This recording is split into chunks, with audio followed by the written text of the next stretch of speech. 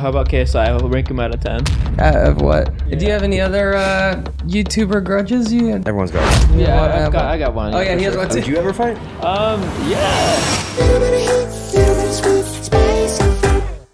On today's podcast, we have a very special guest, a fellow OG YouTuber who's been cooking for over 15 years. We will be talking about his time with Epic Mealtime. We'll also be talking about how he has become a force in the food space, and he's also eaten 14,000 eggs. Welcome, Josh Elkin. Welcome to the show. Thank you for having me. Thank you for coming. If you guys didn't know, this is one of our oldest OG YouTuber friends. It's been a while. Yeah, it's been a while. We were backtracking, trying to figure out exactly where we hung out the first time. And we think it was VidCon, right? I remember the food and the activity more than I remember where we actually were. I think would you like to elaborate? No. We were a little inebriated also, so Yeah, that was VidCon, right? I think so. Yeah, 2012. It might be 2012. VidCon was so good back in the day. then? It was nice. It Night was and day. so different. Did you guys go this year? No, did you? No. I just saw they canceled. 2 years ago I went. They canceled their Baltimore show, I guess. I don't think it was a good turnout this year. I don't think so either. I think every year I hear rumors about them canceling or shutting down, but not yet. And also it was for a few years it was TikTok that was the main sponsor, and last year they brought it back to YouTube. Yeah. Oh wow. Yeah. You know why? I think allegedly. Yeah. You know why I think they suck recently? It's because TikTokers, you don't really know any TikTok creators compared to YouTube creators. Because YouTube, you get more you get a connection with the YouTubers. Yeah. And then TikTokers, it's so hard to find a TikTok. Well, it's creator. 20 seconds or 30 seconds or Yeah, there's no connection. Max, you don't know anything about them. Yeah, whereas long form, you create the relationship, you know more about those people's lives. Yeah, for sure. I think that's where they messed up because first it was YouTube and that was epic. Everybody knew everybody. It was awesome. It was everybody's collabing. And then they opened it up to all other creators, Facebook creators, TikTok, Snapchat, Vine Instagram, Vine. And then it just became just strangers. Yeah. And So it became clicky, right? Because everyone was sticking to their own platform. Yep. And then people stopped coming because they're oh, it's just going to be randoms. It's not going to be my friends that I only get to see at VidCon from around the world. And that's probably why they're trying to go back to YouTube, but it's a little too late. Yeah, there was a meet and greet I saw. This YouTube creator had 300K subs. And then there was another person next to him, a TikTok creator with 10 million followers on TikTok.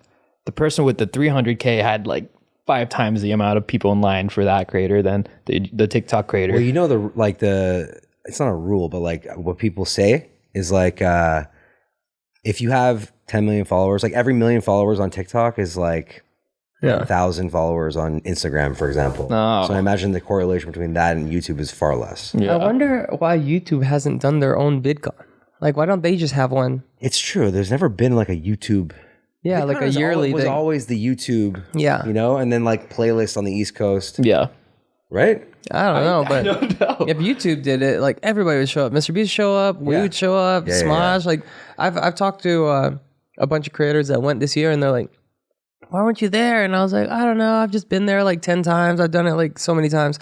And they're yeah, I don't think I'm going to do it next year because it's just not. It gets repetitive. It's not beneficial anymore. It's not as fun anymore. And I don't know.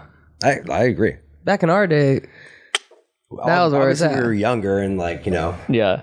a little more But energy. you would just be walking around, and then there's a hotel room party, and you walk in, and Rebecca Black is there, and Jenna Marbles is there, and Fred is there, Yeah. and Smosh, and we're there, and it was just it was cool. Yeah. Now I don't know anybody. I think we're just old. Yeah, you got a point. I guess, the younger creators, they probably feel the same way that we I did. wonder if they do. Right? I wonder if they feel that sense of camaraderie like we did. Yeah. You know? I know some people there that know some other people, but it was so new for us back then. Yeah. The content creation space was so new that it was just so exciting. Yes. Yeah. Now it just seems like everyone and their dad or mom is a creator. Yeah. You know? And then also it became super businessy. Yeah. Before it was fun. It's all about the creators. Now it's just over half the people there are just business people or employees that are with the group that's there. And I don't know. We sound so old. We're like, back in my day. Back in my day, it was man, way more fun. Everybody, I'm sure it's good. Everybody that was there when we were there at the beginning will agree. This is the same story I've heard from everybody I talked to that used to be back in the day. Yeah. It was the best time though. It was good times. VidCon right now sucks. I give it 2 more years. I'm Sorry, VidCon. Sorry. But I don't know. You know, a couple years ago when they switched to the TikTok model, a lot of people that were there from the start left at the same time. Yeah. So it's like a changing of the guard almost. Yeah. You know? Even the people that were like diehards that I saw them every single time I was there. And then the last couple of years when I went, I didn't see them anymore.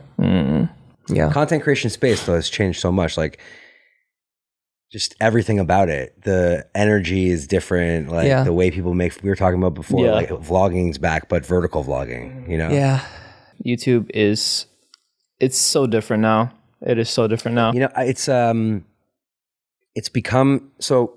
People say that TV is mainstream media, but I disagree with that. I think TV's legacy media. Yeah. And YouTube is mainstream media now. Yeah. You know, like all these people have shifted to making more YouTube content, the Jimmy Fallons, the Jimmy Kimmels, these types of things, right? Yeah, absolutely. Which is really cool because we helped kind of like usher that in. YouTube has like or Netflix or like all revolutionized the way people watch content or just entertainment in general. I saw Redbox is finally shutting down. I would see one randomly at like gas stations. Grocery stores still have them. Grocery stores, but they're officially going out of business. Where are you playing that? Playing what? They're like DVDs, right? Yeah. Like, do you have a DVD player? No, I don't. I remember someone I was talking to, I went to their house and they had like a whole DVD collection. Yeah. Like, I just can't get rid of it. I'm like, where's your DVD player? Like, oh, I don't have one. I'm like, so what are you doing with all these DVDs? They're going to sell decoration, them. man. Yeah, it's not a thing. Like, vinyls are more relevant than DVDs. Yeah, I know. Dude, everything is just going back in circles. Like content, like you were saying. Emo stuff is coming back. Emo's coming back. Big baggy clothing's like when we were in high school. Yeah. So in general, the content that we used to make will come back eventually. Vlogging. Yeah, vlogging. It's back. Yeah. So how did you always like, because you cook a lot, right? Yeah. You're a professional chef. Yeah. No, I'm not a professional chef. Cooking is my profession. There's a difference. Okay. Oh, cooking is your profession. Do you need a license or something? You know, in my corner of the entertainment world, like people who are actually trained chefs who went to culinary school and like ran real kitchens kind of looked down on me for calling myself a chef. Yeah. It's like actors and YouTubers. Correct. But the definition of a chef is someone who cooks professionally. Yeah. So by definition, I am a chef because it's my profession. Yeah. So just to like not blur the lines, I say I'm like my profession is a chef. I'm not a professional chef. You know what I mean? You're an unprofessional professional chef. I've been cooking every day since 2009. Oh wow. Yeah. What? I've been Postmating every day since 2009. That's crazy. You're good at it, though. You're good at it. So let's talk about how it all started for you, YouTube world, because I know we have similar stories where you're in a group and then you broke up. Maybe you'll get back together like we did. I don't think so. Okay, so how did that all only start? 2 people. We were 8. Oh wow. Oh, I thought there was like 4. There's 8? No, we were 8. At the beginning, there was 8. Well, at the very, very beginning, for a short period of time, there was around 8. 6. Right? 6, yeah. Not really, though. Not really, yeah. Not really. It was just like the very beginning. No, we did like a year before the first person left. So, you know what I mean? Yeah. So how'd that happen? How'd you fall into that? So we started a YouTube channel in 2009. I didn't start a YouTube channel. Harley Mornstein, who's the head of Epic Mealtime, who like, started Epic Mealtime, him and his best friend Sterling, they used to do like rap videos and like weddings and bar mitzvahs and stuff. And Harley's a very funny guy. Like if you ever met him, like he's a hilarious guy. We met him a bunch of times. Yeah. And he always made like dumb videos and stuff like that. Yeah. And one day Sterling, who was his friend and business partner, he filmed everything. And they got together with another guy and they put fast food on a pizza. And it blew up. Back then, blowing up, like 100,000 views. You know? Yeah. And then Harley, being smart guy that he is, he was like, we have to follow it up with another video. So they did like hot dogs with poutine on it and like French toasted it and whatever. And it did even better than the first one.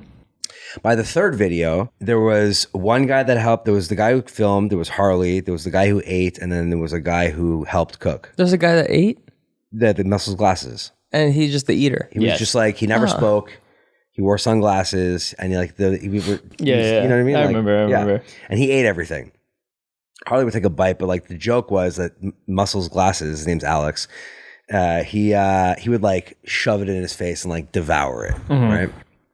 By the third episode, by the way, preface, we all lived in like walking distance of each other in Montreal. Everyone like, I didn't go to high school with Harley, but I went to high school with the other guy. And then one of the other guys was like my best friend's brother. So it was a very tight-knit community back then. Yeah. Were you friends with everybody? You knew everybody? I knew everybody. I wasn't friends with everybody. Gotcha. Like it was like acquaintances. And you see them at a party or wherever and you're like, hey, what's up, man? Like, how you doing, you know? And by the third one, I had messaged him on Facebook and I was like, dude, video's hilarious, like awesome stuff. Where are you filming the next one? And he's like, I don't know. We don't know where we're going to film. Like my mom doesn't want me filming at my house anymore. And I was like, well, I was the only one that lived alone. So I was like, you can come film at my house if you want. Yeah. He's like, oh, really? Like for sure. Like I'm so down. I'm like, but there's one catch. He's like, what? I'm like, I get to cook the meal. And he said, do you know how to cook? And I said, I know how to cook more than putting fast food on a pizza. And then he's like, okay, we're going to your house. So I had a bunch of guys come over. Everyone wanted to like be around and like have a good time because we were getting drunk and like we would film for 10 hours and like be a party, right? So I had like 10, 15 people in my 1,000 square foot condo and we made a video and it was amazing and it was way better. It was way more intense than just putting fast food on a pizza. Slapping things together. Yeah. So that's when we formed a group. There was me, who's the main chef, another guy who helped me cook, Harley, his partner Sterling, Muscles Glasses, and Tyler, who was like the big guy, shaved head, chains, and then Let Me Know, who was Tyler's brother. And then cousin Dave, who ate with a knife and fork. Okay. So that was the 8 of us. We did that for like a year. We were getting like at the time, like there was no other person that was cooking on YouTube. We were the number one YouTube channel for You're the food. only one we knew too. No, like there was, you guys were doing like parody, like comedy. There was Smosh that was doing the same type of thing. Yeah. You had Rhett and Link that had just started. Go to Mythical. Yeah. It was like, I don't even know if they called it Mythical Morning. Like they just started. Yep. You had Sexy Phil. Yep. You had Jenna Marbles. Jenna. You had Nika Higa. Justine. Yep. Yeah. You had Tazon Day. Tazon Day. Like these Ray are William like, Johnson. Ray. Oh my God. He's Ray, making a comeback right now too. No way. Yeah, on TikTok. Same stuff. Same stuff, just vertical. I'm saying things recycle. I'm saying. So like there was, I don't know, realistically there was, Shane Dawson. There was maybe like 20, 25 people at that time that were popping. Yeah.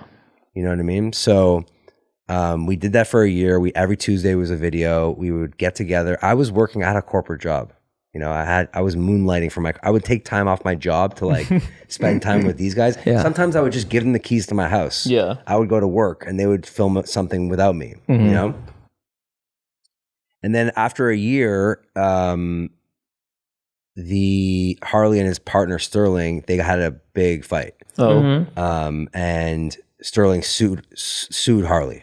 For Epic Mealtime or Harley? Epic Mealtime. Oh. At that point, none of us were part of the company. We were barely getting paid anything. It was more for like, let's build this up, getting millions of views. Like there wasn't a lot of money coming in even, And then as the money and the brand deal started coming in, as like they were sort of building their bank account, Sterling got like kind of jealous that Harley was the main guy. Okay. And he was like, I want to host now. It's like, it's been a year. No one even sees this guy's face. He just wants to like step in front of the camera. Yeah. Wait, Sterling? You don't even know who he is. Yeah. Wait, I thought when you said Sterling, I thought that was his girlfriend or something. No, it was. You said partner. I was like, no. She's getting jealous. No, like his business partner. Oh, okay. I didn't see that. Okay. Yeah. I was thinking some girl's getting mad trying to take over. I was like, I don't remember this. I mean, he did have a girlfriend at the time that like really like wasn't having it. So that ended obviously. Anyway, so Sterling sued him. The lawsuit went on for a year. In the end, like Harley had to pay him $1 million or something like that. Whoa. Yeah. And then we started like phase 2 basically. Yeah. Okay. Where we moved to LA for like 6-8 months. And like we were doing collabs with so many cool people. Tony Hawk, Steve Aoki, like Arnold, like all these, Seth Rogen and James Franco, like all these really cool people. Yeah. Was this like after we met at the VidCon or before? I think this is I think this is shortly thereafter. Gotcha. The first VidCon that we met at. So you were just starting to make your footing there. At that point, I had quit my job. I did 2 years of Epic Mealtime at the same time that I worked, and then I quit my job when we moved to LA. Like when we moved to LA for like 8 months, like I was like, I'm done with this corporate stuff. Yeah. Were you like down? You were like, let's do this. Let's Yeah. go. I mean, like there was a lot of promises. You know, there was a lot of ego. Yeah. There was a lot of attention. We were living in like this ridiculous mansion. It was supposed to be big. We started another side channel called Handle It, where we were doing instructional cooking, and like because I was the food guy, it was kind of like I was the lead of that. But the problem is that there was so much ego and not enough money and not enough like vision that it started to like fall apart. Yeah, with 8 people, that's a lot. At that point, we were 7. Oh, 7. Because Sterling had left. Yeah. His girlfriend. Yeah, his girlfriend. And then one of the guys didn't come with us. 2 of the guys didn't come with us to LA, so we were only 5 of us in LA. Now, when the channel is making millions of dollars and it's getting millions of views daily, everyone's kind of like wants a piece of it, right? And it just like everything just started falling apart. Like Harley was bringing in his family to like help run the business, but not including us. And then some people were getting kind of like resentful. Once the resentment sets in, it's really hard to backtrack. Yeah, of course. Right. And then by the time we left LA, we were 2 more guys down. Okay. So we went from 8 at the beginning to 5. And now we're back in Montreal, and we're like trying to sell a cooking kit, and we're trying to like sell a cookbook, but none of us are making any money. Gotcha. How long after LA did you move back? What do you mean? You moved to LA and then you moved back? It was like a short, like 6. It was like a 6 to 8 month stint. Yeah. And the idea was to come back to Montreal, get visas, and then go back to LA for like a longer period of time. Yeah. So we did that. We went back to Montreal while Harley stayed in LA doing like auditions, because he wanted to be an actor. So he wanted to do like auditions, and he wanted to, act, and he was using Epic Mealtime to leverage that, which is smart. The attention at that time, like people were, that was happening. Yeah, right? Of course. And while all this is happening, he's like living like this weird kind of like celebrity lifestyle, and we're stuck in Montreal, like just waiting. Yeah. But finally we got the visas, and we moved back to LA, but now there's a divide. Harley is like, all right, I'm going to put all you guys in a house in the valley in Sylmar, and I'm going to live in Hollywood, but with my new girlfriend. And that was just weird. Yeah. It's like, how are we going to create this brotherly like camaraderie? It was like a very bro-y, right? When you're like, you separated yourself from us. Yeah. So even more resentment started. Now all of a sudden we're all fighting, because everyone's trying to get attention. Everyone's trying to like be a celebrity, get followers. Yeah. You know what I mean? And we stayed in LA and Sylmar for like a year, I think. And then we went back to Montreal. Even Harley went back to Montreal too. That's when we sold a television show. So now we're going to be on a television show called Epic Meal Empire, which was on Discovery. While you guys are in the midst of fighting. It wasn't like, you couldn't tell, right? But internally, there was a lot of friction. There's a lot of similarities to what happened with us. I think a lot of people go through this. Yeah, I think every group, like there was us, Smosh broke up, you guys broke up, One Direction broke up, and Sync broke up, Backstreet Boys. Like it's hard to keep it going, especially at a young age. Ego, do you know Tyler, Odd Future, Tyler the Creator? Yeah. So like it happened with them too. They were a group of 8 guys, and like some people were getting more attention, some people were getting less attention, some people wanted to do this. I don't agree with blah, blah, blah. And then like eventually you kind of like go your own way and try and make your own path, whether it's like amicable or not. I'm the type of person where like I'm kind of outspoken. So if I feel wrong, I'm a nice person. You guys know me. I'm a pretty nice person. But like, and I've always been like this. If I feel like I'm being taken advantage of in any situation, I kind of turn a little like monstery. Like I don't like being taken advantage of, and like I'm not afraid to make that known. To like that I'm like disgruntled. Yeah, so you did communicate I did everything, yeah. And it was sort of like pushed aside. Like, what? You don't like hanging out with Tony Hawk? You don't like going to like parties? I'm like, yeah, obviously that's fun. It's not paying my mortgage that I have back in Montreal. Like, you can't put a monetary value on that. It's not like helping my career. Yeah. Or it is, maybe it's helping my career, but it wasn't helping my finances, right? And at the end of the day, the channel was making so much money. Like, there was a lot of money coming in. Yeah. Well, so only Harley was getting paid, or like what? How was that working? After the second move back, right before the TV show, like we were getting paid. I was getting paid $34,200 a year, Canadian. A year, yeah, which is 30% less. So that's $27,000 when year. So you were the main. You were a main core member from the like early on of the group, and they were making multiple millions a year, and you only got 30,000 a year. Yeah. And you were in like all the videos, cooking and creating, coming up with the content. That's crazy. So, and I think I was getting paid the most. You were getting paid the most? Yeah. How did the splits work? Did it just give you like a set splits, thing? it was No salary. splits? Oh, wow. Yeah. Huh. That makes sense if you're like... It was supposed to get 5% of profit of a specific amount of things. Sure. Yeah. So we had like the cooking kit. We had a plethora of t-shirts. Yeah. By the time like we were ready to get split, all the things that we had signed, like it was 5% of profit. Yeah. Which is really not that much. Mm-hmm. Okay? Well, 5% of everything would make sense. 5% of profit split 5 ways.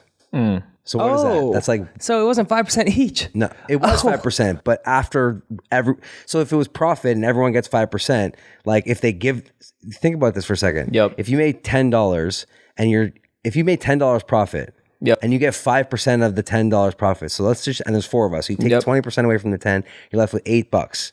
That's what we get split. That's what we get 5% of. Damn. Because it's divided by 5. Got it. Yeah. So they take into account how much they're paying out, because that's not profit. That's paying out. Mm-hmm. By the time we were ready to get that money, all the things that we were supposed to get 5% of profit, they stopped selling. So now I'm getting no percent of nothing. Yeah. Right. So so they weren't surprised that everybody started bailing. I think if they were, they're stupid. So what was the last straw? So now, because I'm outspoken and I'm not playing the game, the other supporting cast is now they hate me now.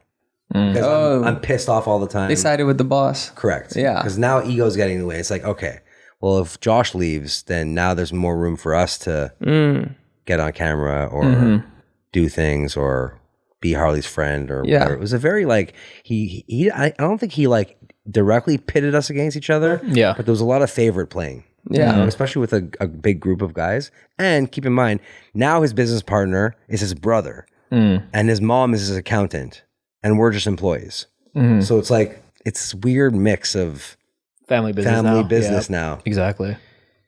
So we get back to Montreal. We start filming in a house where like we all go to every day, where it's like a business, it's like a house where we go. And everyone knows I hate life. Yeah. And What year is this? This is like 2013. Okay. 2014 maybe. And we go back and we're like going back and forth. We do this TV show. For the TV show, I barely got paid any money. We did 20 episodes. I barely got anything. Yeah. And simultaneously, when we filmed the TV show, we were filming Epic Mealtime at the same time. So there was no free time or to do anything. I was going out by myself because I needed to get the fuck out of I need to get out of there. Sorry. No, you can say whatever. Your audience is like, no, it's fine now. They're old now. They're old now. Yeah. College kids. So I had to I was trying to have a social life, and they were getting okay. One time we went on we did a brand deal for Bud Light. Okay, on a cruise ship in New York. Yeah. The concept was a snack stadium for the Super Bowl. You know what a snack stadium is? No. It's like, imagine like a edible football stadium. Got it. Like a miniature one. Oh, like so a diet. The rafters are like snacks. Yeah. Oh, okay. There's like dip and stuff like that. So we had to make a crazy one. So I came up with this insane idea. It was wild. It was like the size of that table. Yeah. The snack stadium. Okay. It was really hard to do because it was a public place and we had to turn the video around so fast, and there was a lot of skits and a lot of content. Sure. And before going there, I had to come up with a budget to I didn't know how big it was going to be. So the budget I ended up coming up with was like basically $5,000 worth of food. Yeah. We used like $1,000 worth of food. Because of time constraints? Just because I didn't know how big it was going to be. I wanted to be prepared. So I didn't want to have less. I wanted to have more, right? That's smart. So like on a, who knows how long, let's say the deal was $100,000. What's $5,000? Yeah. Who cares? You know, it's a business expense. He got mad at me for wasting money. Besides that, we had to turn the video around like in a day. So all the footage gets shot, and now the editors, 3 of them, had to go into like the room on the boat and like edit this video. Yeah. That has nothing to do with me.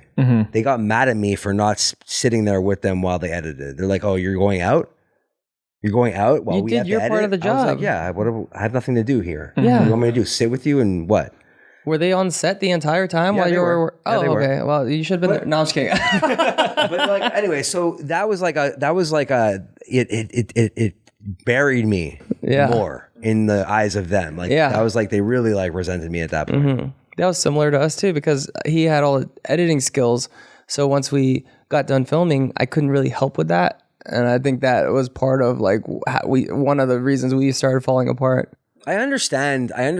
Like it's annoying, obviously, because like now you got to do you're on the camera, you're doing this stuff, and now you got to like actually do the work. But you know, it is what it is. Like that's the reality of it, right? Yeah, of course. It's okay that like the fact that it created a divide. It is what it is. You know, there's nothing I could have done to help that situation other than sitting there and doing nothing.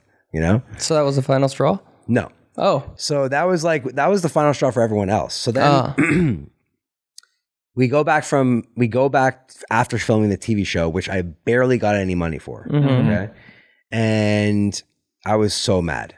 I was just so mad that like we were on television doing all this stuff and like they're holding this stuff over my head. All along, like Harley's living this like lavish lifestyle, like buying fancy cars and clothes and all this cool shit. And I'm sitting there like barely making any money, you know, while grinding away like daily. Yeah. Every day for hours. Yep. You know? There's definitely something happening on his end. Like, oh yeah, for sure. Now we're all about to get a raise. This is like 6 months before I quit. We're all about to get a raise. Yeah. So I go and I have a talk with Harley and his brother, and they're like, "Okay, so we're prepared to give you a raise. We're going to give you a 4% raise, or a 5% raise. So now my $34,200 is going to go to $37,000. This is 4 years after we started Epic Mealtime. Yeah. I'm like, no. They're like, what do you mean no? I'm like, I want $100,000 a year. And they're like, they laughed at me. They're like, we can't do that. I was like, okay, no That's problem. reasonable. That's not even like a crazy ask. That's just what you should be getting. 100%. Yeah. So I was like, okay, no problem. I just want you guys to know that I'm actively seeking other opportunities. Yeah. Like I wanted to give them the heads up. It was my due diligence. That's what you should do. Yeah. Yeah. They're like, what do you mean? I'm like, well, I'm going to hire someone to help me like, you know, get brand deals and do all these things and whatever. Yeah. And they're like, well, you can't do any brand deals like that have to do with food because that's a conflict of interest. And I was like, well, that's all I really have. And they're like, well, good luck. That's what they said to me. And then I was like, they're like, okay, so that was that. VidCon that comes that year. Okay, no, so then this is funny. So then I'm finding opportunities. I link up with a friend of mine who's an entertainment lawyer in Toronto, and I said, hey, I don't know if there's anything, but like if you know anyone who wants, I want to do hosting for TV and stuff like that. TV was a big deal, a bigger deal back then. And he's like, actually, there is an opportunity. He's like, I represent this guy that makes cooking shows on Food Network, and he wants to meet you. So the guy flew out to Montreal, took me for lunch, and long story short, hired me to host a television show in Toronto for a month that summer. So I inked the deal. It was a 10 episode season. And you got paid more than you were for an entire year? The salary was 5 times my salary for Jesus. 5 times. Yeah. And it was 1 month. Okay. Yeah. I didn't tell Harley or anyone that this was happening. Yeah. Until I signed the deal. Until it was like a done deal. Okay. I go to Harley like that. Then like I don't know, a couple days later, about a week before I was going to go to Toronto, and I was like, hey, I actually got an opportunity to host a television show, and he got like visibly upset that I did that. He was like, what do you mean? I was like, I need to take a leave of absence for a month. He's like, well, I can't pay you during that time. And I was like, that's fine. Yeah, it's totally fine. Mm-hmm. Like, it's a really good opportunity for my career. And he was kind of like, okay, man, cool. You know what I mean? Like, not happy, but trying to pretend like he was like happy for me. It sounds like he was like, he didn't like it, so he's trying to take your toys away from you, but all he had was what he's paying you, and then he took it away and you weren't upset, so he's like, no, I can't take anything else away from him. It seemed like that. Yeah. And then he made me go downstairs and tell the guys. Like, he's like, okay, but you have to break it to the guys. Yeah. Because I was doing all the food content. Like, I was like, we would get together and do like meetings like you were doing downstairs. Sure. Yeah. And we would like come up with like concepts, and they would all look at me and be like, can we do that? And I'd be like, yeah, we could do that. I would do the shopping, I would do the cooking, whatever. So now if I was leaving, it might be a little bit more difficult for them to achieve that. Well, how much notice was it? Like, were you giving them? It was 2 weeks. I gave 2 weeks notice. Okay. Yeah. And I went to go tell the guys, and they all got really upset with me. Why? I think it was half because what I just said, like I was leaving and now they like don't, and half jealousy. Yeah. Mm-hmm. And like, if I was in their position, I'd be pissed too. I'd be like, what, you're going to film your own television show while we sit here and like do this stuff that we kind of don't like doing anymore? Yeah. Mm-hmm. So I go to do this television show, and for some reason, VidCon calls me personally and wants to bring me to VidCon personally. And this is happening halfway through my month doing the television show. Yeah. The television show lets me go, no problem. They're like, yeah, go. It's like a weekend. Mm-hmm. And now I'm in VidCon solo on this leave of absence, and Epic Mealtime is there at the same time. Mm-hmm. So now it's weird, you know? And I'll never forget. This is where the defining Did they know moment. you were going? No. Oh, God. And I was on panels by myself, representing me, not Epic Mealtime. Yep. And Harley was like, don't talk about Epic Mealtime when you're up there. I was like, okay, talk about my TV show. So this is the defining moment, okay? We go, I don't know if you remember this. I don't even know if you were there that year, but you remember Lily had a... Lily Singh had a documentary, like I Am Superwoman or Unicorn or whatever. Yeah. Do you remember when she like debuted the trailer on a big screen? I think so. Not House like of Blues. Not clearly, but I think she had like a unicorn onesie on. Yeah, she did. Like, she debuted the trailer at one of the parties. Yeah. So I go to the party with Harley and his brother, and I'm standing in between them like this. Yes. And I'll never forget this. And in the documentary, Lily goes, at one point, never, in her narration, she goes, never let any other individual dictate what makes you happy. Mm-hmm. And I look at Harley, and he goes like this to me, and I look at his brother, and he goes like this to me. And in that second, I was like, I'm out. I didn't tell them no. I went back to Toronto, finished the season of my show, came back to Montreal when I was supposed to show up the next day to film. At the time, Harley lived across a park from where I lived. I walked across the park. I called him. I was like, yeah, we need to talk. He's like, yeah, come over. I go over, and I'm like, I'm quitting. He's like, what do you mean? I'm like, I'm done. And he's like, okay. He's like, well, good luck with everything. And then I left, and I walked back across the park, and I took my car to like go get something. And he was like on the phone with his brother, pacing back and forth in the park, like tripping out. And that was it. Well, it makes sense because like... Opportunity cost. No, I mean, like, I would be panicking too if the guy that made everything, the guy that all my employees like had to clear things with is gone. I'm like, oh, I gotta find another one. Yeah. Yeah. So they did that. At first it was amicable. It was like, good luck, all good. There was a post. I gave a post. It was like, congrats, Josh. Yep. Wish you the best of luck. And then slowly but surely, like almost one after another, he started like coming at me. Like, he would throw like subliminals like in the videos. Someone would be like, oh, you remember when Josh did this? He'd be like, who's Josh? It's like, bro, we did 5 years subtweets. Not Any even subtweets? Like, yeah, basically like subtweets. Yeah. And then he tried to sue me. He sent me a lawyer's letter, like a cease and desist almost. For what? I had a 6-month non-compete where I couldn't. It was such a stupid contract. I wasn't allowed to make, this was verb, like word for word. Yes. If when you leave for 6 months, you can't make any comedic videos having to do with food. Okay. So I knew that. Yes. So I couldn't make my own YouTube channel for 6 months. I couldn't, and at the time, like there was no Instagram videos. Yeah. There was Vine, but like it was on its way out, you know? So instead, and back then I was big into pictures, I would make my creations and I would post the pictures. And he was like, you can't do that. You know, There's no comedy involved. Not only that, but it's not a video. Yeah. I was like, it's not a video. He's like, it's the same thing. I was like, a photo and a video aren't the same thing. Yeah. If you said media, that'd be a different story, but the contract clearly states this. So he sent me a lawyer's letter. I sent him back a lawyer's letter. He sent me another one. I sent him another one laughing, and that was it. They completely dropped it. Oh. So nothing actually happened. Yeah. It sounds like he came at you, and then his lawyer's like, hey, you, like, he's kind of right. Like, They did it. It was a scare tactic. Yeah. Yeah, for sure. And then I started doing my own thing, and I just never stopped. You know? So, He basically knew you did everything and didn't want you to succeed doing your own thing, or kind of knowing your worth. I don't think it was like I did everything, because there was certainly people that could do sort of the same type of thing. Yeah. They had some bangers after I left. I think the biggest issue was that I actually loved it, and like they didn't give it.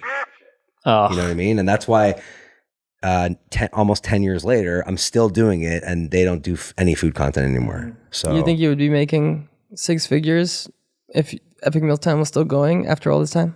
100% not.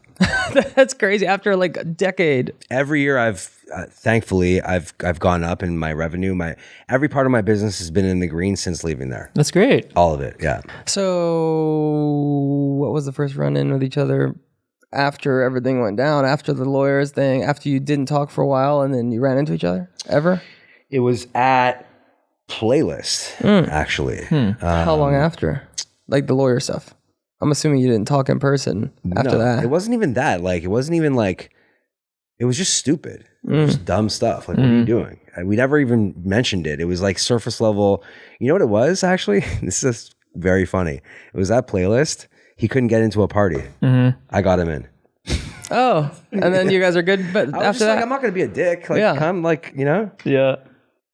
Because you know my playlist. I had to hook up a playlist. Like, Yeah. You know? So I got him into the party, and then I was like, all right, it's funny.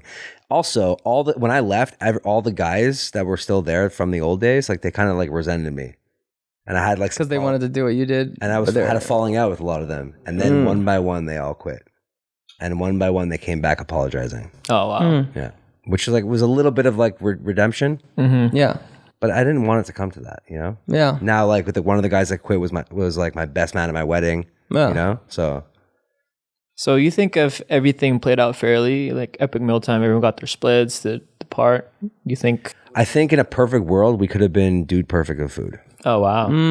Because it's kind of what we were. That's what you were, yeah. And it could have only gotten bigger. Everyone could have had their own side hustle, and we could have turned Epic Mealtime into like a food just crazy company stuff. Yeah, you know? yeah. I don't want to say Mr. Beast of food because no one's Mr. Beast, but like Dude Perfect is a good example. Yeah. I think back in the day, I think that was the biggest problem since it was all new. We all didn't know what we were doing. We all we would fall apart. Like we fell apart, Smosh fell apart, you guys fell apart, and then it was always, in most circumstances I've seen, they didn't support each other after. But if I could go back, and this is what I see them doing a lot now, like with Sidemen and whatever else groups, like they're just supporting the shit out of each other. Like if we broke up and then I was like, go subscribe to Coffee Juice, go subscribe to Coffee Juice, and he's like, go Wassabi, and we just like tag teamed instead of just like being immature and young and not knowing how to communicate. I think we both did really well, but the sky's the limit after if we promote each other. You can't really see what would happen, but now in hindsight, again, we were so young. The business was so fresh. Like there wasn't there wasn't the same infrastructure. Yeah, you know. So now, you know, if I went back, and I can't speak for Harley, but like, you know, you dropped the ball. Sure. Yeah. You know, it was Imagine stupid. if you left and then instead of like having all the weirdness, like you started doing well, then Epic Mealtime started doing well, and then they had special guest Josh is back for this episid. Yeah. And then like all that kind of stuff instead of like sending lawyer letters. Yeah. Like you could have built up together, and that's what I feel like. YouTube, they saw what happened with us and they learned from it. So now there's like groups out there. They're like, oh, they're helping each other. It's funny because we're like the forefathers of content creation. Yeah. So people learn from us, like, Yep. you know, like you do from anybody. Yeah. Like in anything, you know, like LeBron's 40 years old and he's still the best player in the league. It's for a reason. You know, you learn from. I think people probably, if they didn't learn from us, they learned from somebody to learn from us. Yeah, for sure. Yeah. Correct. Yeah. You know who I ran into yesterday? I ran into, Eric. Yeah. Yeah. He kills it. Yeah, he ran into me yesterday. I saw him at Fisherman's Lounge. He said, "What's up, man?" And prior to that, he DM'd me a long time ago. I was like, "Yo, I appreciate you and Alex and just paving the way for us." And then he came up to me yesterday and be like, "Yo, what's up?" He's kind of big these days. Yeah, that's what I'm saying. He does So, crazy videos. I've heard that from so many people. Yeah. Like, even like Tara Yummy. I was on set with her before, and she was like, "Oh, I used to watch you as a kid." I was like, "What?" And then my other friend, and then Johnny was like, "Oh, I used to watch you as a kid. I actually got on your back at VidCon and took a picture with you when I was just there as a fan." And I was like, "No way!" So it's just crazy seeing all that. Yeah, seeing how we impacted just the new generation of YouTubes. Yeah. It makes sense because, I had Food Network people that I looked up to before I got into food that I was like, I loved. It's just kind of the evolution of stuff. Yeah. A lot of the people that I meet a lot of TikTokers now and a lot of like short form people, and a lot of them are young. Yeah. And they're always like, "Oh, dude, my older brother used to watch you." Yeah. And I'm just like, I'm so Your fan old." base is older than ours. Yeah, back in the for day. sure. Yeah. For So our fan base is now what your fan base age used to be. Yeah. Yeah. I have a lot of like, my fan base is like 25 to 34. Oh, wow. Yeah. A lot of like post college. Yeah. Like new stuff. families and stuff like that. Yeah, for sure. So I didn't see Harley forever, and then we had the creator clash together. Oh, yeah. He's such chill. Yeah. I like him a lot. He was cool, and he had to fight this guy. He was fighting, was training at my gym. He was the wrestler. He's just jacked, like big dude. Huge. And I was He trying mocked to Harley. I know. I was telling Harley, I was like, "Yo, man, as long as you got your foundation done, it should be a good match. Just be careful. He's gonna be explosive. He's a wrestler. He's jacked, but he's also explosive. So just pretty much run in the first round. Not really run, but like just be defensive and keep your distance. Let him like gas out so he loses his superpowers." And he didn't do that. He just went at him, and I was He got boxed out of the ring. I know. I was like, dude, you're supposed to like let him drain himself in the first round because he is a wrestler. He's gonna go all out in the first round. Then you'll win. Yeah. Didn't do that. He didn't do that, but he had one of the best boxing entrances. He had a great. He's a showman. Yeah, He's he a had showman. a great afterwards, like. The Dr. Disrespect call out. Dr. Disrespect, but also his reaction to losing badly was a great reaction too. Yeah. He didn't take it personally. He was like, I suck. Like, but he was doing good. He's very funny and very entertaining. Yeah. He always has been. And you could tell he put a lot of work into it. He lost a lot of weight. Yeah, he and, did. You could tell just from talking to him prior and after, he just loved boxing. Yeah. Just like I did. Like I didn't, other than Manny Pacquiao, I didn't really watch boxing growing up.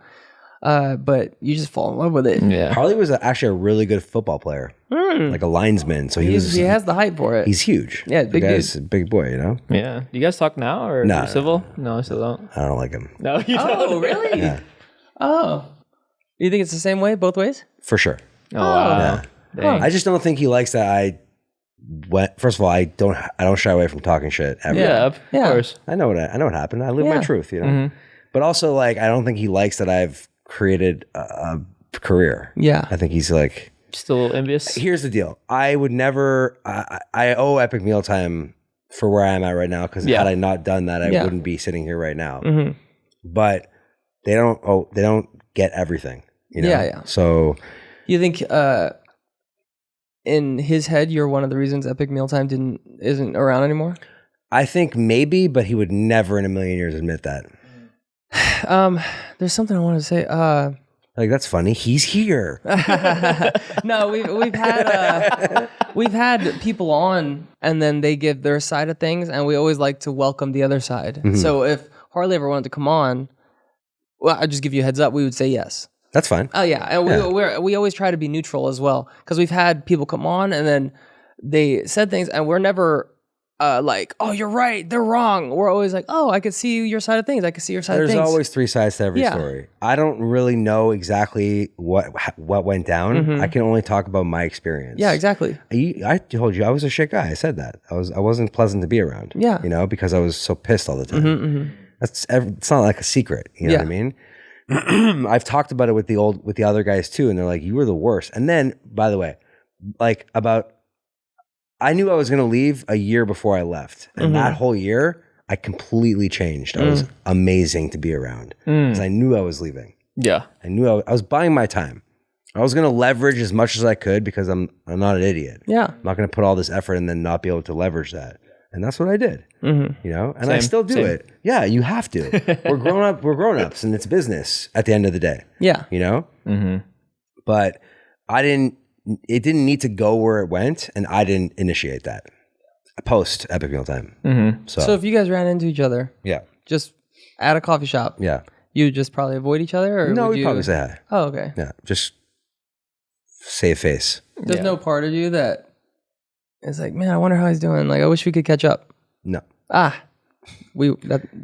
opposite of what we were. We were never friends before. So you never got we were just like, we shared common friends. Yeah. Like my really good friends were his really good friends. But we were never like boys. Yeah. Well, I think near the end of before we broke up, we only pretty much saw each other when we were filming. And like, I think that's where like if I was smarter, I would have been like, oh, something's wrong. But yeah, we were saying that though, like you grow up, you learn how to confront, you learn how to communicate. Like when you're young, it's harder to do that. You know, I'm sure now if something happened between the two of you, like if there was a riff or you felt a certain way or you felt a certain way, you'd talk about it because that's how you grow. Yeah. You know, we're not perfect at it still, but we're a lot better than we were. Probably night and day compared to what it was, absolutely. right? Yeah. Like if I wanted to bring something up, I would still be nervous about it, but I would do it. But that's okay. Yeah. That's how you grow. Even in like romantic relationships, it's the same thing, or family relationships, or any type of friendship, you know? It's a certain way. It's a certain thing. Like I had a conversation with one of the guys back in the day where I said like, I don't know what I want to do. I don't know if this is it for me. And then he was like, I think your biggest strength is just like being like a culinary producer. And I said, well, I see more in myself than that. And he's like, I don't think you have it, man. And then years later, he was like, hey, I just want to apologize for saying that because clearly like you had it. And I just like I don't know why I said that. So it was like, it was big. He's my best friend now. Oh. And it was big for him to say that. And I appreciated it because I never forgot that, you know? How old were you when you left? 2000. And then how old were you at the beginning too? So I was 28 when we started. Oh. I'm old. 28 when we started. I left.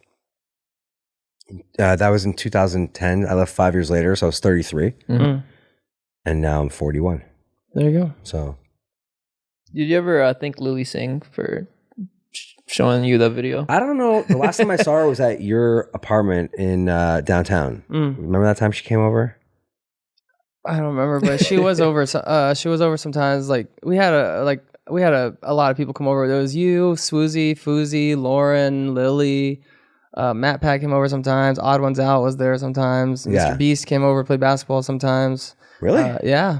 Zach Justice, he's big now. He used to come play basketball. Oh, we used to have a ton of people. I think it's because the building I lived in downtown, it was like it was a luxurious building, and the only people that lived there were old rich people, and then me and Foozy and Swoozy. Yeah. And so there was a full court basketball court on the roof that nobody ever used. It's the best. Except for me. Yeah. And it was pretty much a personal basketball court. Yeah. So I was having people over every night. I was playing basketball for hours, and just a new group of people, new group of YouTubers, new group of creators. And Roy came over too. That's how we started. Rekindled. It was great times at basketball court. It was great. We played all the time. He was good. He had like the Adam Sandler where he's not like putting out a lot of energy, but it's sneaky. It's like boom, and I'm like whoa, like he made it look easy and smooth. Yeah, but like it was out of nowhere. So I loved being on his team because he would always give me the best assist. Yeah, I think people tried to not let us be on the same team. They're like, all right, let's split them. And I'm like, what? We had a good group at the time. You know, Jimmy. Yeah, Jimmy. I was surprised how good Mr. Beast was. Really? Yeah, I was like, oh, he's pretty. He's tall, He's but a tall guy, he just doesn't look like the most athletic person. Yeah. But he was really good. Yeah. Oh wow, we should play with him one time. I haven't seen Lily since your house when you lived there. Yeah, so I yeah. don't know. Maybe next time I see her, I'll hit her up and tell her. Yeah. Thank you. You're the reason why I left. Yeah, I basically. don't know. So, and if she watches this is the first time she's hearing that. Yeah, probably. Oh, that's Yeah. awesome. I just I can put myself in that room. Like I remember it so vividly because it was so important. You know. Yeah. So after the 6 months was done with the contract, what did you start doing? You were like on YouTube, or Yeah. I came up with this. Okay, so Alex, we used to freestyle together, Yeah. freestyle rap. So I came up with this concept called the Recipe. Okay. It was an EP, 6 songs, rap songs, and each song was a recipe in rap. Oh, And then I cool. made a music video for each one of them, which was an instructional cooking music video. Yeah, so I put that out. That was good. Yeah. Then also because I got a second season of my show, so I went and did another season of that on Food Network. Mm-hmm. And then I was on Chopped. I was on all the cooking shows. Yeah. And then I moved out to LA and started making content. Like at the time I was streaming on Facebook, I was making YouTube videos. Yeah. Then really shortly thereafter, Instagram started doing videos, and I've always done Snapchat and stuff like that. I'm still on Snapchat, and just like brand deals and opportunities and festivals. I did that restaurant thing. I did a special menu in a restaurant where I made like a bunch of breakfast stuff. Breakfast is my thing. Yeah. What was like the first moment where you're like, oh, this is working really well? Because like for me, when I left and started guava juice, I started doing like bathtub videos, just filling my bathtub with Orbeez. stuff. Orbeez. I remember watching them. I was like, okay, this is working. Yeah. Is there like a moment for that for you? So for me, the YouTube front had never like gone like it went for you guys. Like I wasn't making the bulk of my revenue off of YouTube. I was making it off of brand deals and socials and stuff like that. But then I got a Facebook deal where I was making the most amount of money a month that I've ever made by streaming on Facebook. So they were doing a streaming, you had to game on Facebook. It was like Twitch. They were trying to like rival Twitch back then. But my stuff was all food and I wasn't really a big gamer. So I developed this concept where I would play campaign games to which I was able to. This is when Fortnite just came out. Okay. So everyone was playing Fortnite. But I was really bad at Fortnite and it was live, so I couldn't pause, right? So I played campaign games where I'd pause because at the same time I'd be cooking right next to me. Nice. So it was cooking while gaming. Yeah. That's cool. Yeah, it was cool. It was a lot of fun. Yeah. I love it. Oh, and then I started every Tuesday for two and a half years. I made a different taco. Oh. And then that put me up in another like place. People started recognizing the tacos. It wasn't video. It was all still photos, but they were getting like millions of impressions on all sorts of platforms. Yeah. So that put me in another place too. And then shortly thereafter, COVID happened. Oh wow. Yeah. Did it help you at all in COVID, like content wise? I excelled in COVID. Yeah, because that's when TikTok started blowing up too, right? And yeah. is that when you saw like a growth on? I had my biggest viral hit on then at the time on TikTok when it was like a 10-second video of me making a baked potato. Oh, dude. Yeah, it got I told you earlier. I made one of your breakfast potatoes. Video continues to do really well. It's just really good and easy, and it's potatoes. You know, I literally typed in potato recipe breakfast, and then yours came up. I'm like, that's Josh. Did it work? Man, it's good. It was so good. Yeah. I put it with my eggs. Yeah, it's the best. Breakfast has always been my thing. I'm a breakfast guy. Yeah. Where did you come up with the phrase never skip egg day? So you know the workout term never skip leg day? Yeah. That's where it comes from. Oh wow. Dang, I skipped leg day. I try, man. Running helps the legs so much. Oh yeah.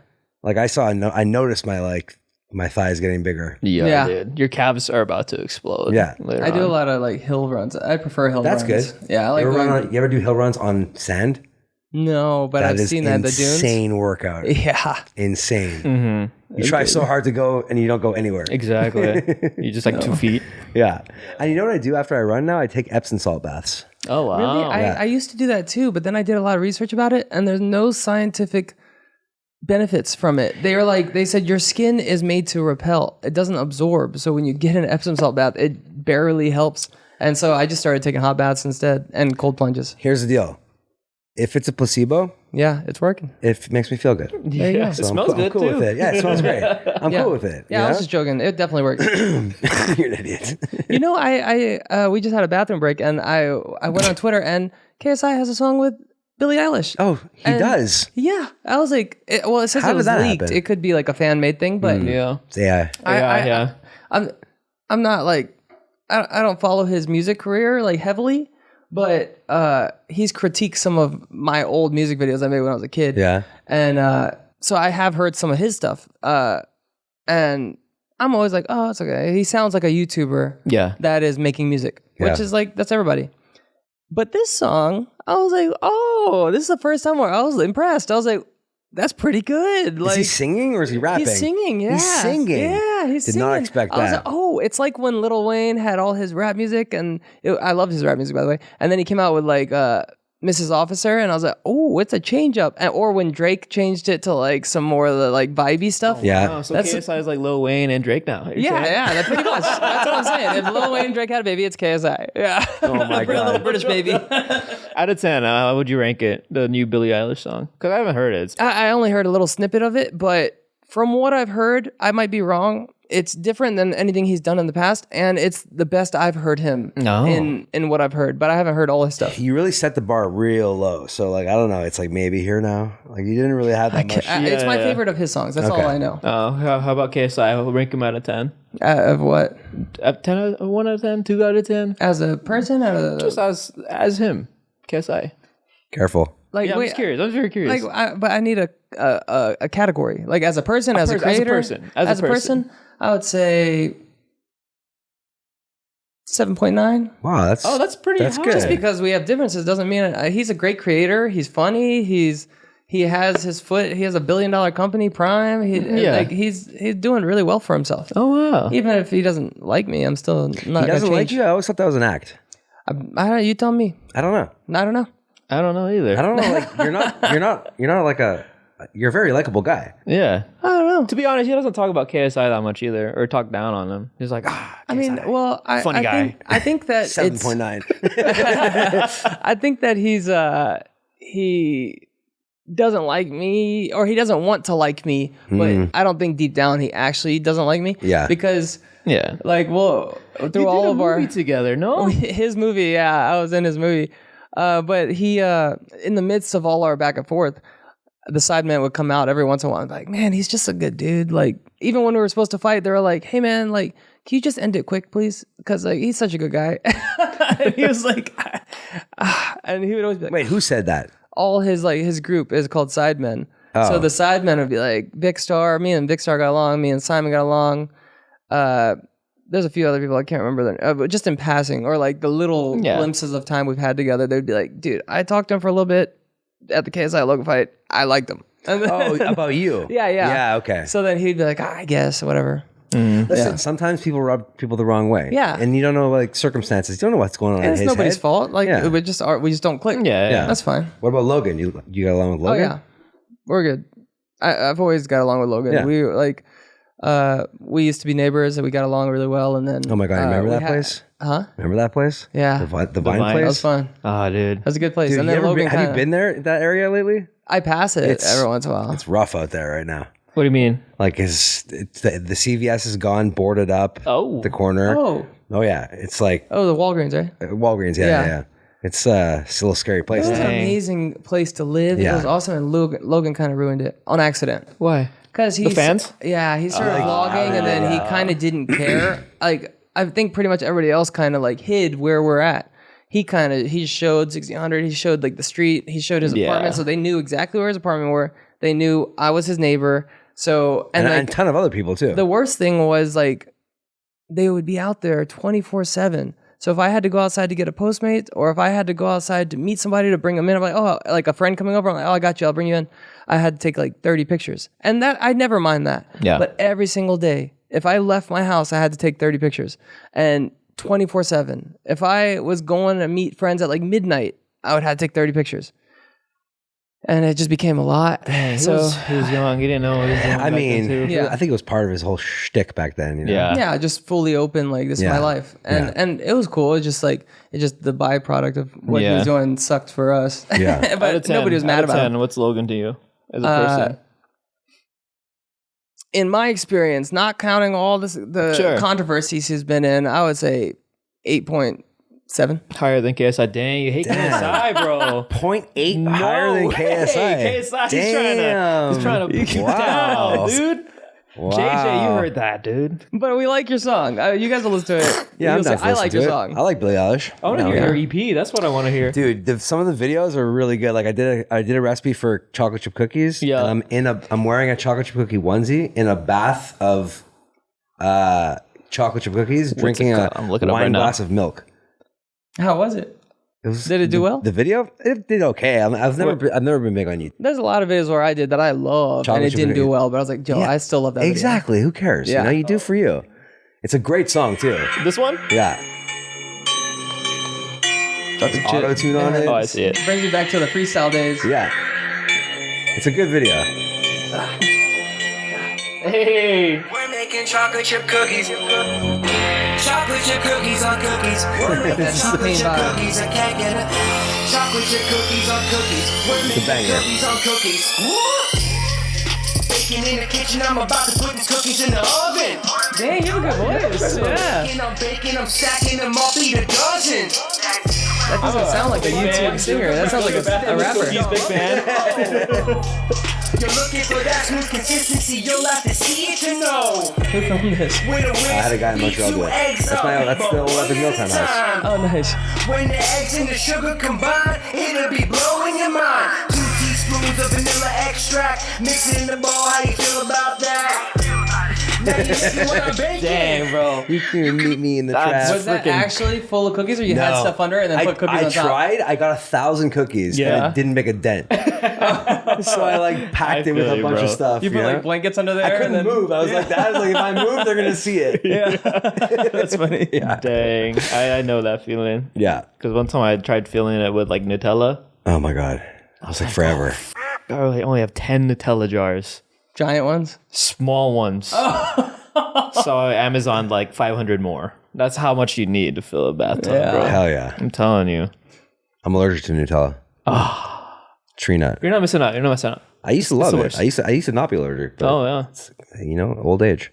Oh, wow. Things change. Nutella's like 6 out of 10 for me. Really? You're not missing out. No, it's higher, but I feel bad because you're Roy's allergic to a bunch of stuff too. Freaking cherries, kiwis, avocado. Stone fruits. stone fruits. Yeah. Stone fruits. Yeah. Is that what it's called? Yeah. Oh, wow. Like Stone peaches, fruits. nectarines, anything that has a little pit inside. Yep. Oh. Cherries. Yeah. Yeah. Oh, wow. Hey, what's your favorite food to make? Breakfast. Breakfast. Yeah. Is there like something, is it something you filmed or something like what's your favorite food that you haven't filmed making, but you make all the time that you enjoy? That's a great question, Yeah. man. I've never made like barbecue brisket. Oh. Like I'm not a big barbecue. Like I don't have the patience to make barbecue. But I love barbecue. Yeah. I mean, who doesn't love barbecue? You know. Do you have a smoker at home or no? No, I don't. Oh. So Traeger, if you're watching, Hey. What have you made the most of? Is it the crack bars? ever? Yeah, and Like over and up, probably actually. Yeah. If you don't know, they're not. We just call them crack bars. Is there an actual name for it? There's no Fruity Pebble Rice Krispie treats. Yeah, he would make these Fruity Pebble Rice Krispie treats, but then put like white chocolate on top, and we were addicted back in the day. We were addicted. Every time we'd go anywhere, I would show up with like a huge Ziploc bag of them. Yep. Yeah. I think remember- it probably is the most I've ever made of anything, of one thing. I remember being on, knowing that you're coming over, and I was on the 32nd floor of this building. Yeah. And I would go on my balcony and try to see if you're coming and see if you had a Ziploc bag in your hand to see if he's bringing it. Yes. But I would never ask because you would make them a lot. So I was like, Yeah. oh, I can't ask, but Yeah, hopefully yeah. he brought some. They're so easy. It's just like Fruity Pebbles, butter, marshmallows, and white chocolate. It's super simple. They're so good. I used to, you would bring them over, you would put a plate out, and I always had friends over, and everybody would take one. And then when everybody took one, I would take one and I would put like 2 in my pocket. Not even put them in a wrapper. I just put them straight in my pocket. Just so people didn't know. Because the reason we call them crack bars is because like you can never just have one. Yeah. They were. I would cut them into like little squares. You know. Perfect size to put in your pocket. I confirm that because he brought it last year. He filmed with us when we first started our I brought some? No, you made some. Oh, hell yeah. Yeah, we got ingredients. You just made it right here in the kitchen. Oh, yeah. I was like, oh, this is good. Yeah. It's good. I can see. It is crack. It's cocaine.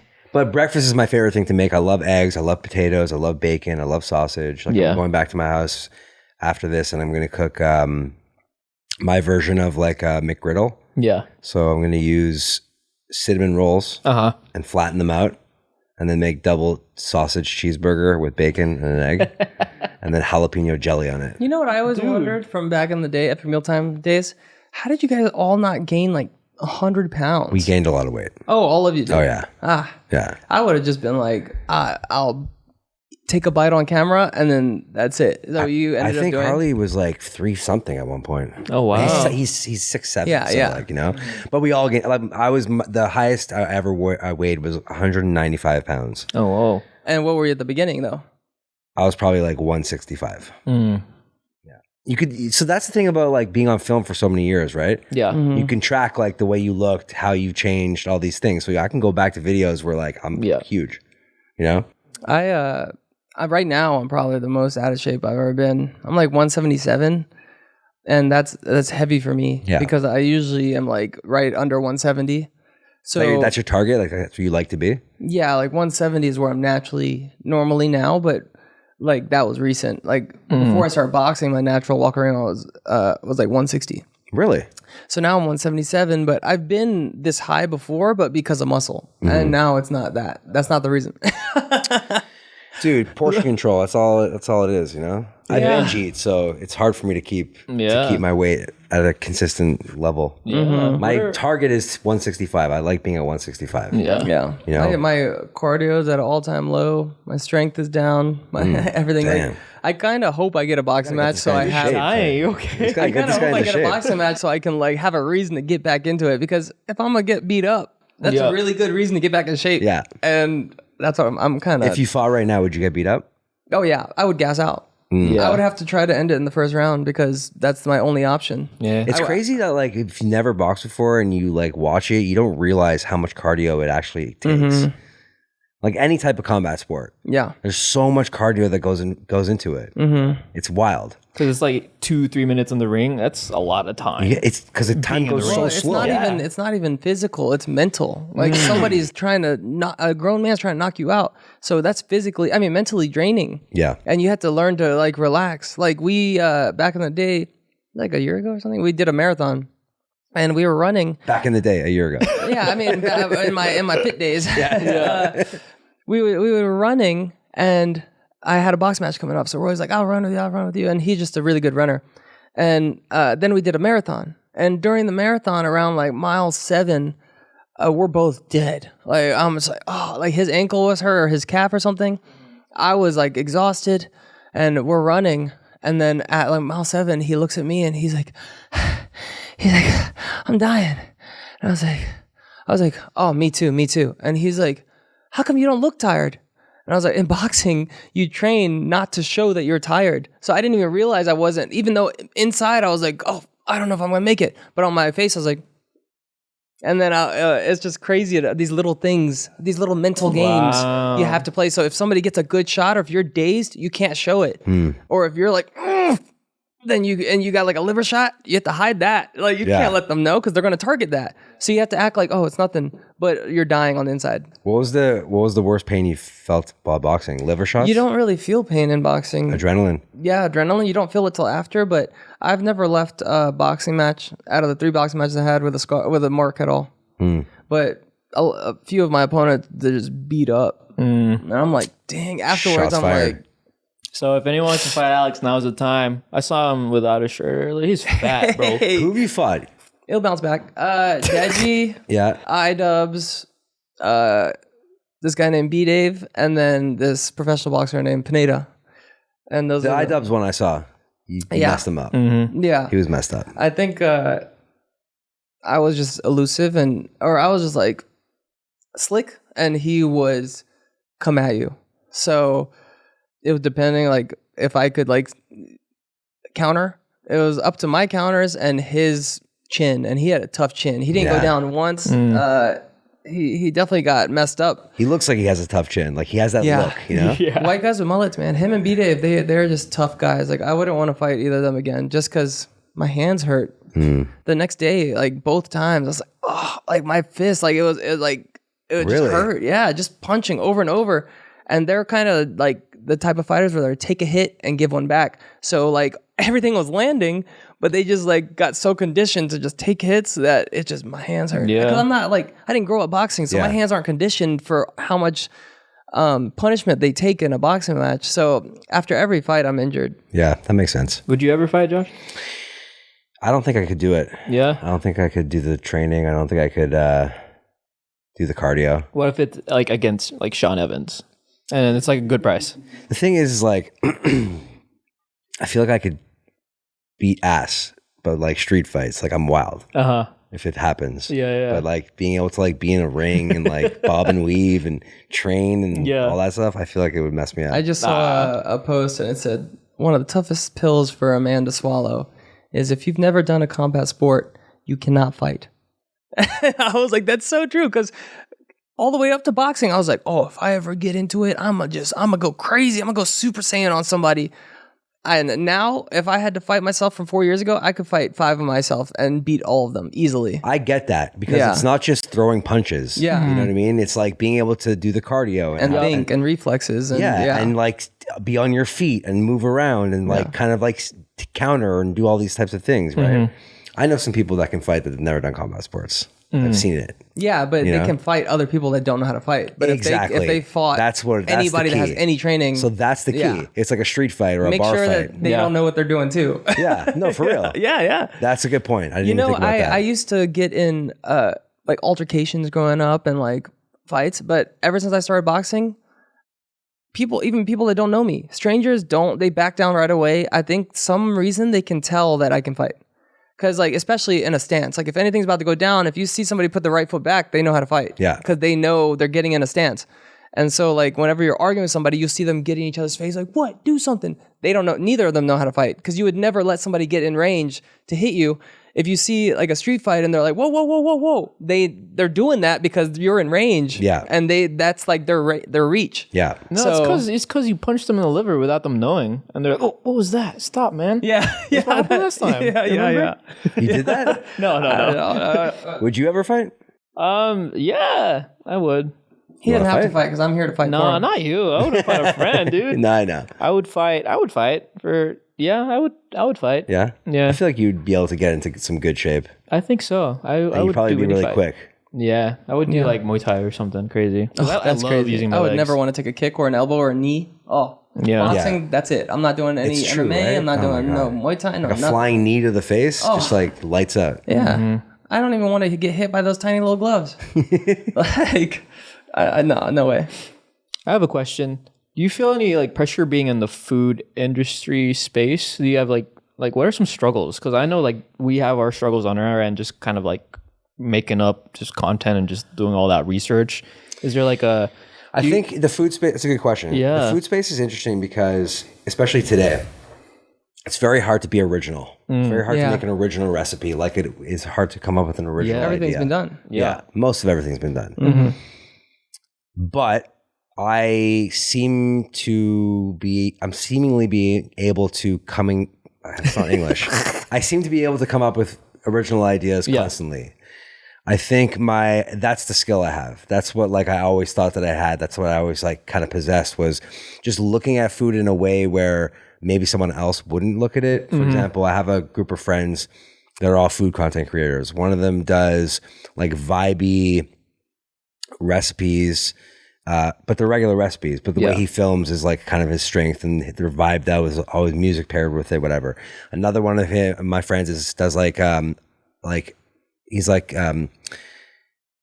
he makes Italian recipes. He's like the new age Italian grandpa, you know? Yeah. And another one of my friends, this is all the same group of friends. We're all friends. And another one of them does like Mexican style Americano, and his strength is narrating. He's a very good writer. So it's like very like cinematic. Yeah. But they all make regular recipes. And sometimes I'll say what I'm doing and their heads can't compute.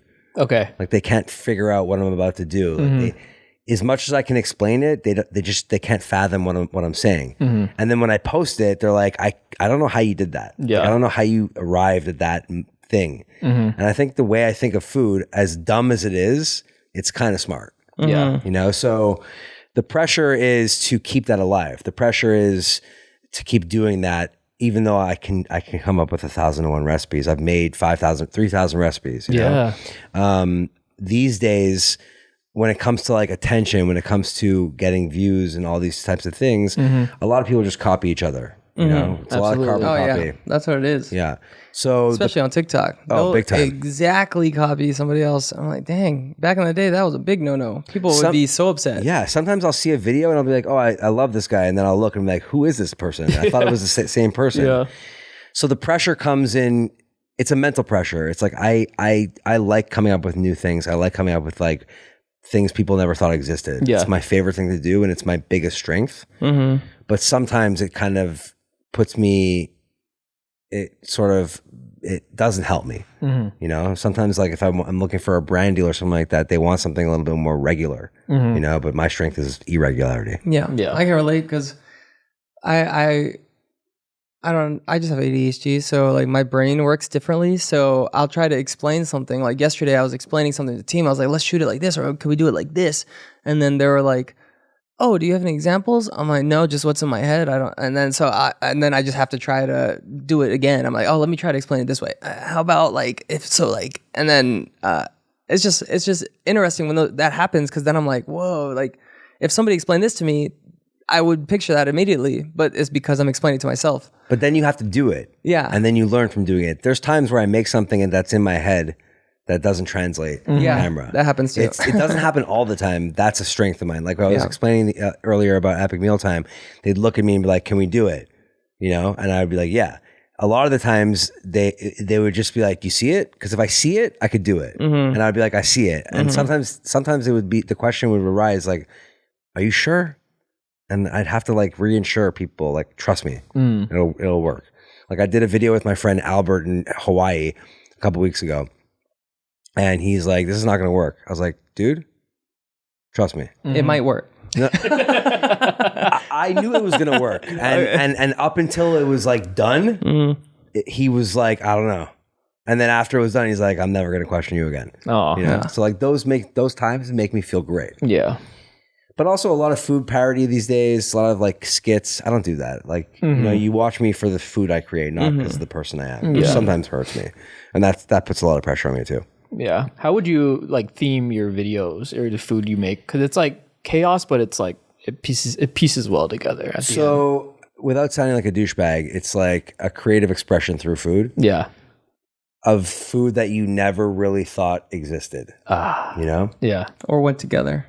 Yeah. Yeah. Like I've been on this pineapple kick lately. I started by wrapping a rack of ribs around a pineapple and baking it.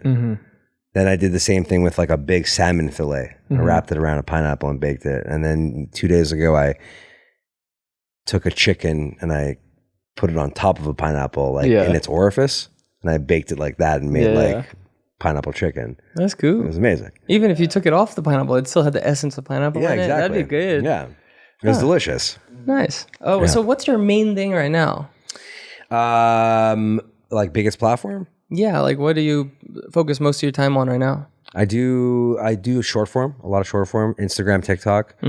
Snapchat's a big one for me. And then I'm still making long form YouTube videos just because I like it. It lets me flex the talking ability. Yeah. You know what I mean? Yeah. Like it lets me like be a little bit more personal. My YouTube videos are different now than they ever have been. They're not getting crazy views, but I don't care. I still do it. And I make short form out of the long form, so it's not a total waste. Yeah, absolutely. I started a podcast. How's that? It's good. It's called Full Discourse with Josh Elkin. What episode you on? 12 or 13. Oh, we're at like 20, I think. I think so. Yeah. That's crazy. Yeah, you gotta really pump it out. You gotta like do it, you know? And we do it at least once a week, but most of the like podcast friends I have, they say they like didn't take off until after 100 episodes. That's the rule of thumb. It's pretty much just go improve it. Once you get to 100, it starts building. Yep. And then you've kind of like polished it. They're all like that. And then people go back. Like if you hit on one and it's really good, people will go back and watch the other ones. Yeah. You know what I mean? Yeah. But the key to podcasts are shorts. Yeah. That's what everybody tells lot us. of shorts. I have someone that helps me like with that. mass shorts, like 500 plus. For sure. Constantly. Because nobody's going to watch the whole thing because it's like kind of boring. But if you put the good parts out, people will be like, oh, let me go check out what. I like it. I listen to podcasts all the time. When I'm running, I listen to a podcast. Same. You know?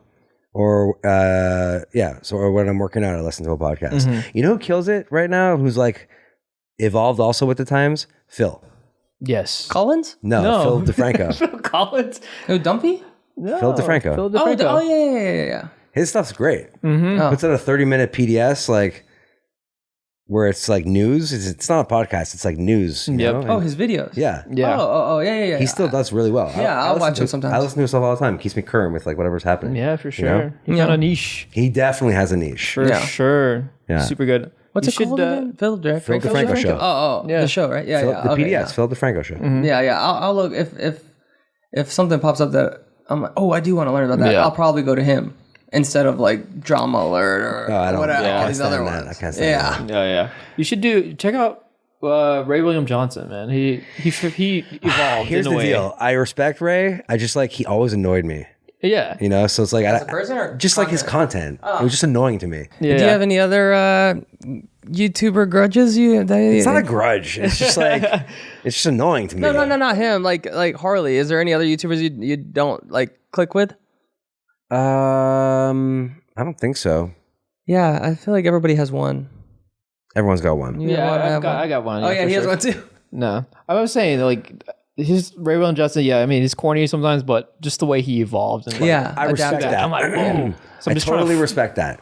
I Yeah. totally respect that. I'm I just don't trying to know the figure it guy out. personally, so it's Yeah, not like yeah. a real grudge or I'm anything. like, You know? what should we do? So I'm just saying things go around in a big circle. Yeah, we're in the experimental phase. Just like when we first started YouTube, there was 5 years where we were doing okay, but we weren't getting paid, and then we got paid. And then he went to Guava Juice. He did gaming for a while. It didn't work out. Then he figured it out. He adapted. And then I was trying to keep Wassabi alive, and then I was like, my heart's not in this. This was meant to be me and Roy. Roy's not here anymore. I'm gonna change it. I started vlogging, and that did great. So we're just doing it again. Listen, the key to anything in life is evolution. Yep. And like in our business and most like creative style businesses, like you got to adapt with the times. It's adapt or die. Yep. If you don't change, you're gonna make yourself crazy. I know people that are like, I don't know what to do. It's like because you're not doing anything different. It's the same thing. You gotta switch it up. I have so many friends that are like, man, I wish it was back to the old days, because they're just stubborn. They won't switch. You have to. And they're just mad, and they just rather complain and be grumpy than try to switch. Yeah. So No, you gotta, and also like it's a mental thing. Yep. You know, the definition of insanity is doing the same thing over and over again, expecting different results. That makes you crazy. So you gotta switch it up, do something different. Like last time I saw you guys, you had a whole different thing. The podcast didn't even exist. Yep. And it gives you energy and makes you want to do different things, right? So that's why I started my podcast. That's why I do the long form. Yeah. I really love making the short form. The truth is, for me, I love creating food. I love creating an idea, thinking about an idea, and making it a reality. Yeah. Yeah. But it can't be the same format to keep fresh. I have to do other things. I do stories. I do long form, short form, podcasting, whatever, you know? Yeah, and that's the key too, man. Just having a purpose. Yeah. And you love creating food. I love we it. love just making content to make people laugh. Yeah. And that's the key to just success in general too. Yeah, So 100%. you gotta evolve. You gotta find purpose. If not, then I don't know. Go to the beach, and run up a dune. Get a desk job, you know? Yeah. but the main thing I think we can take away from this podcast Don't say it. This KSI is at 7.9. Yes, exactly. What? is never skip egg day. Hey! Thanks for having me, guys. Of course, sure. thank you Thank for you, coming. Josh. We'll be on your podcast soon. Yeah. Yeah, let us know. Yeah. I'm going out of town, but when I get back, let's do it. Yes, All sir. right. Check us out, Josh's podcast. We'll be at episode number 17 on here. So. That's good stuff. All right. Okay. Bye. Space